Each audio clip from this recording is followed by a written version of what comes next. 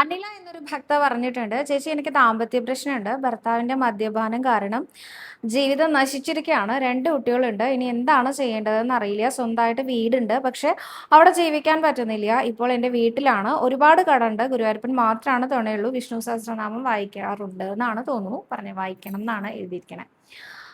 അപ്പോൾ ഞാനിപ്പോൾ ഈ ഒരു കമന്റ് എടുത്ത് ഇതിന്റെ താഴെ ഞാൻ എന്ത് മറുപടി പറഞ്ഞാലും ഇൻസ്റ്റഗ്രാമിൽ ഇത് പോസ്റ്റ് ചെയ്യുന്ന സമയത്ത് അവിടെ താഴെ വരുന്ന കമന്റ്, അങ്ങനെയുള്ള ഭർത്താവിനെ ഉപേക്ഷിച്ച് കളഞ്ഞൂടെ, ഡിവേഴ്സ് ചെയ്ത് കളഞ്ഞൂടെ, എന്തിനാ ഇപ്പൊ ഇത്രയും വിഷമിക്കണേന്ന്. ഭർത്താവ് ഉണ്ടെങ്കിലും ഇല്ലെങ്കിലും, ഡിവേഴ്സ് ആയാലും ഇല്ലെങ്കിലും, ഒരു വ്യക്തിക്ക് ജീവിതം സുഖകരമായി മുന്നോട്ട് പോവാൻ എന്താണ് ചെയ്യേണ്ടത് എന്നാണ് ചോദിച്ചിരിക്കുന്നത്. പണിയെടുത്ത് ജീവിച്ചൂടെ എന്നാണ് അടുത്ത കമന്റ് വരിക. കടം വീട്ടാൻ പണിയെടുത്തൂടെ എന്ന്. പണിയെടുക്കുന്ന എല്ലാ ആളുകൾക്കും കടമില്ലാതെ ജീവിക്കുന്നതെന്ന് നിങ്ങൾക്ക് പറയാൻ പറ്റുമോ? ഇല്ല.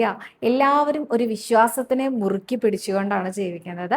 അപ്പൊ എന്നോട് ഈ ചോദ്യങ്ങളൊക്കെ ചോദിക്കുന്ന ആൾക്കാരെ ഗുരുവായൂരപ്പൻ എന്ന സത്യത്തെ വിശ്വസിച്ചുകൊണ്ടാണ് ജീവിക്കുന്നത്. അപ്പൊ ഞാൻ അവർക്ക് വേണ്ടിയിട്ടാട്ടോ മറുപടി പറയണേ.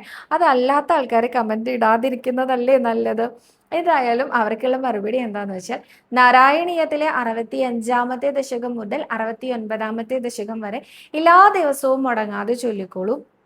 അത് നിവർത്തി പറയും പഞ്ചദശകം എന്നാണ്. ഏത് തരത്തിലുള്ള ജീവിത പ്രശ്നങ്ങളോ പ്രാരാബ്ധങ്ങളോ ഉണ്ടെങ്കിൽ അതൊക്കെ വഴിമാറി പോവാനും ജീവിതം സുഗമമായി മുന്നോട്ട് കൊണ്ടുപോവാനും വേണ്ടിയിട്ടാണ് ഈ ഒരു 5 ദശകങ്ങൾ ചൊല്ലാറുള്ളത്.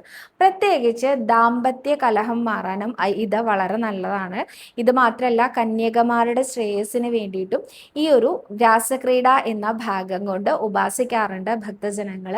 അപ്പോൾ ഭാഗവതത്തിലെ രാസലീല എന്ന ഭാഗമാണെങ്കിൽ 5 അധ്യായത്തിലായിട്ടാണ് വിശദീകരിച്ചു കൊടുത്തിരിക്കുന്നത്. ഈ 5 അധ്യായം വേണമെങ്കിൽ ചൊല്ലി നമസ്കരിക്കാൻ സാധിക്കുമെങ്കിൽ, അറിയുന്നവരാണെങ്കിൽ. അതല്ലെങ്കിൽ നാരായണീയത്തിലെ 65 മുതൽ 69-ാമത്തെ ദശകം വരെ ഈ 5 ദശകം മുടങ്ങാതെ ചൊല്ലി നമസ്കരിച്ചോളൂ.